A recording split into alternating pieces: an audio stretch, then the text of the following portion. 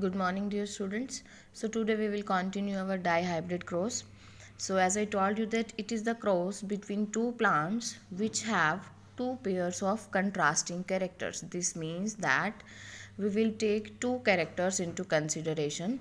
This takes into consideration alternative traits of two different characters. For example, one character we will take the shape of seed, round or you can say wrinkled, and other one is the color of seed, yellow and green seed. So we can say that two characters are studied simultaneously, then this cross is known as dihybrid cross.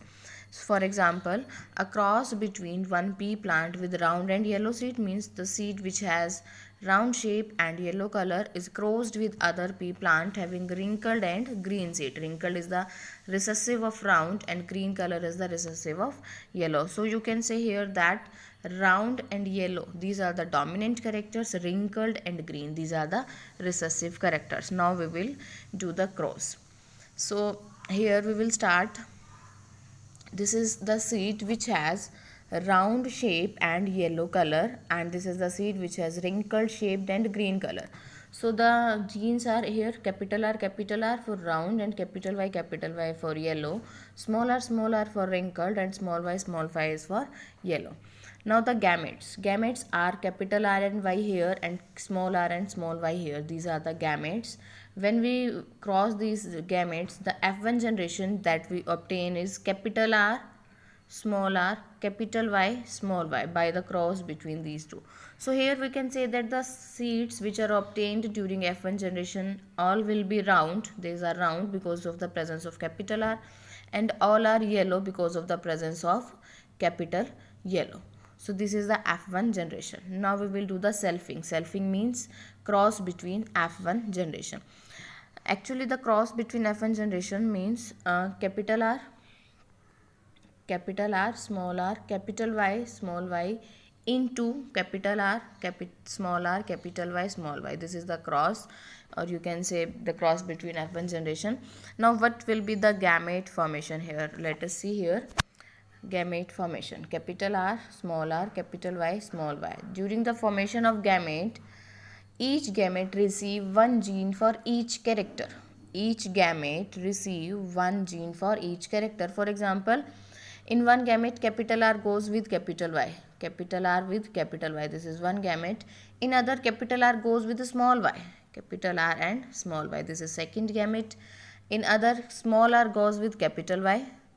Third one, and in other one capital R goes with small r goes with small y. So in this case you can say that capital R goes with both capital Y and small r goes with both capital Y and small y. So these four are the gametes which are formed from these generations. So let us see here.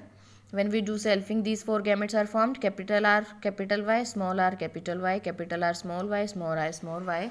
And on the opposite side, they are also same because we are doing selfing. Selfing means both the parents are exactly same. Now, when we will do the cross, the result obtained. For example, this ry and ry, when we cross this, capital R, capital Y is formed, and here the cross between this and this. So this is the cross, and the result is 9:3:3:1. That means the plant we will obtain, the seed which we obtained, in that seeds 9 seeds are round in shape and yellow in color, means they have round shape and yellow color.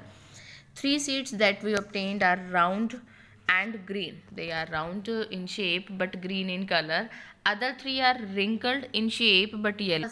Round and yellow seeds are always in more in number. Round and green and wrinkled and yellow are also less, while the wrinkled and green is very less, because wrinkled and green, in this both the characters are recessive. As I told you in the starting, that wrinkled and green is the recessive character, so it will express itself only when it is in homozygous condition, means only this condition. If one capital R is present, then the seed will be round, and if one capital Y is present, then the seed will be yellow. And if both are capital, means capital R and capital Y is present, then the seed will be round and yellow. So from here we the Mendel gives the law of independent assortment. According to this law, that one character is inherited in the next generation independent of the other character. It means that the color of the seed doesn't depend upon the shape of seed, or you can say that shape of seed will not depend upon the color of the seed. What will be the color of seed? The shape will inherit it as it is. So now last one is the observation and conclusion. The F1 generation is 100% hybrid. As you can see that when we cross capital R cross with the smaller capital Y, all were capital R small r capital Y small y, with round and yellow seeds in the first generation. As you see in the diagram that all the seeds in first generation are round and yellow. The round and yellow seeds are the dominant characters. These both are the dominant characters. In F2 means second generation, the phenotype ratio is 9:3:3:1, and this is a very complex one, and this shows that genes are inherited independently of each other. Means during the formation of gametes, one gene is independent of the another gene. One gene doesn't have any link with the other gene. So this is about the law of independent assortment. Thank you.